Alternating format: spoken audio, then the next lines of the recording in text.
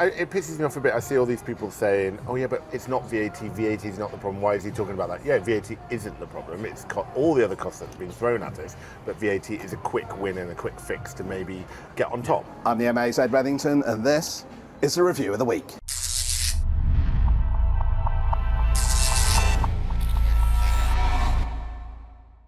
Hello and welcome to the MA's Review of the Week. I've got the fantastic Neil Burke and Ben Chaplin from Bigger Boat Hospitality with me today. We are talking about the week's news, guys, but before we do that, I mean, how is things? How's business at the moment? Good. Yeah, good. There's a lot of horror stories out there, but I think we're holding our own. Mixed bag, different venues doing different things, but overall it's good and we're feeling pretty positive. Summer's been good for us because of the weather with this beautiful beer garden, so yeah, can't complain, to be honest. Fantastic. We've had the football. I mean, we crashed out last night. Very disappointing. I'm trying not to cry. Yeah. How's it been? I mean, you're not traditional football sports pub operator, so... No, we've historically never shown any sports here at all, and in the jockey they used to, but now don't because of the transformation there. I think this is the first time we ventured into showing it. If it wasn't the World Cup, we probably wouldn't have. No, but because it was the World Cup, you kind of have to. We've had, every time a game's been on, 30, 40 people trickling through the door, coming, sitting around the screen watching it, so that's brought in some drinkers.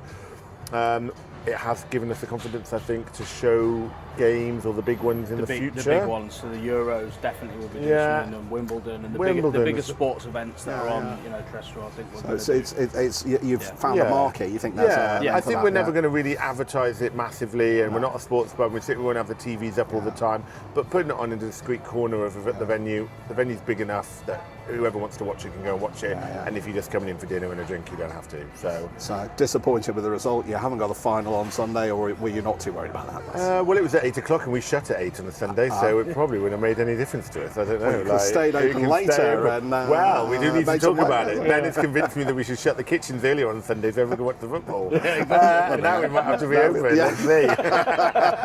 Told yourself out of there. One of the other things being in the news this week, low and no, we're seeing a rise in people stealth drinking, so they're going out with their mates. Is that the terminology? Well, there's zebra striping, and now they're stealth drinking. So zebra striping is one in, one out. One in, one out. But stealth drinking, apparently people sneakily, my round guys, and going to the bar and having yourself a nice zero beer, drinking a normal pint, and no one being any the wiser. I mean, are you seeing much? I mean, what's your position on I'm going to do that. I'm already doing that.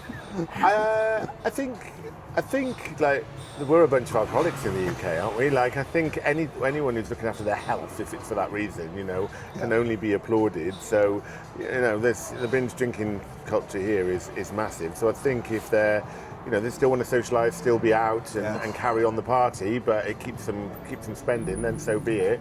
It's something that I'm doing. Yeah, me too. I'm training now, so I'm coming off the alcohol. Now that we're out the World Cup. So he drinks a pint. Now that we're out the World Cup. That's non-alcoholic, by the way. That's non-alcoholic. Honest. I am gonna go to non-alcoholic whenever I go out because I'm training, and I want to. Then you never go out. No, but when I'm at home or with the wife. That's about it. Right. I think it's definitely on the rise overall. These brands, Guinness Zero and 0% lagers. We were talking earlier on about having something on tap, which we're considering. We never would have considered that a few years ago. We do a good range of homemade sodas, and they're always selling well. And there's definitely more interest in it. And like I said, if you'll give people what they want, and if that's what they want, then so be it. But the quality of them's getting better as well. A lot better. And I think the stigma has gone. Before, if your mate walked back from the bar with a non-alcoholic beer, you would have been like, stop being a pussy. What are you doing? Who are you? So that's not the politically correct response, but am I allowed to say that? Oh, right. You can edit this, yeah? I was going to say something worse, but now there's no stigma there. I think you could rock up with a non-alcoholic beer and no one say anything, unless they assume you're an alcoholic, maybe. Well, that's that, there's that, which most of us are. So. But your sales they're going well. It's a bonus. Yeah. We do quite a lot of events here, and we are getting more and more people asking for non-alcoholic wine, Prosecco in wedding packages and events packages, which we've got a small range of, and we keep 6 or 7 bottles at any one time in the house as well. So that's interesting. Yeah, good stuff.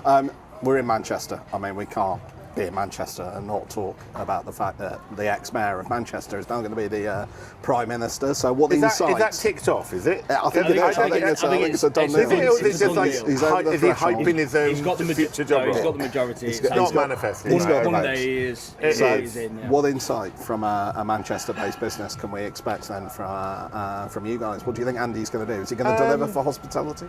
I don't think it's going to go worse. So I don't know if it can. It's a low base to start, but it pisses me off a bit. I see all these people saying, "Oh yeah, but it's not VAT. VAT is not the problem. Why is he talking about that?" Yeah, VAT isn't the problem. It's all the other costs that's been thrown at us. But VAT is a quick win and a quick fix to maybe get on top while people are really struggling or drowning, to give them some breathing room. If he can do that, brilliant. I question whether he can, because it's all very good talking about what you can do when you're not in the job role, and then when you see the numbers and you sit down and go, well, that money's being spent elsewhere, how can you make that cut? And he doesn't know yet where that 10% that he may cut the VAT from is actually being spent. You know, is it coming from healthcare? Is it coming from other areas? So how does he know? Yeah. So I think it's one of them. Yeah, let's see. I think it's a lot of talk, and like I said, the government's not in a position to necessarily just cut that money and not find it from somewhere else. So I can't help but feel. Although they are pretty good at just doing that as and when they feel like. Yeah, so true. They've all the governments have got a history of going, oh, we found the money for that now. True. They'll just get it from somewhere. Let's see whether it's all numbers on the computer. Do you think that it's a case of the will may be there, but the reality? The will's definitely there. I don't think he would be saying it at this early stage and then not sticking to it. He seems a man of his word. It's whether he can stick to it once he's in that job. I think his intentions are right and he wants to do it. But he has had good relationships with people in Manchester that are linked to hospitality, like Sacha Lord, and he's done a lot. He has done a lot in Manchester for hospitality. Just see if that can be rolled out for the country. But and he's 100% hospitality focused, isn't he? He's focused on that industry and he realised the importance of it, which can only surely be a good thing. But whether he can make what he said stick, I don't know. Yeah, okay. Well, guys, we're out of time. Thank you very much for that. Cheers. All right, thank you very much. That is it for this week from the Review of the Week. We will be back next week with some more thoughts on the week's news. Till then, keep pulling those pints.